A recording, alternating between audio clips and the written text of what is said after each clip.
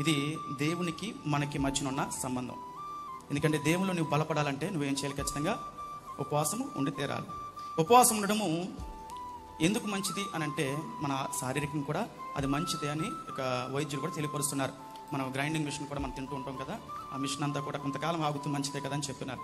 కానీ ఈ ఉపవాసము ద్వారా దేవునితో సహవాసం చేసే పరిస్థితి దేవుడు మనకి సహాయం చేస్తున్నాడు. మరి ఈ ఉపవాస ప్రార్థనలు నీవు ఎందుకు ఉపవాసం ఉంటున్నావు? అసలు ఎందుకొరకును ఈ ఉపవాస ప్రార్థనలు మనం ప్రతిష్ఠ చేసుకున్నాము? ఎందుకొరకును ఈ దినములన్నీ కూడా పక్కన పెట్టి దేవుని సన్నిధిలో వచ్చి వాక్యం వింటున్నాము? ఏదన్నా ఒక గురి అయితే మనకుందా? అపోస్తలుడైన పౌలు అంటున్నాడు, నేను గురు లేని వాడిని కాదు, నేను ఎక్కడికి పరిగెడుతున్నా అంటున్నాడు? గురి యొద్దకే పరిగెడుతున్నాడు.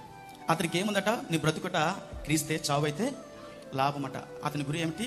ఒకవేళ నీ బ్రతికితే కనుక దేవుని కొరకే బ్రతుకుతా, ఒకవేళ నేను చనిపోతే దేవుని నేను చేరుకుంటా నాకు తెలుసు కాబట్టి నాకు చావు అయితే లాభం అని మాట్లాడుతున్నాడు.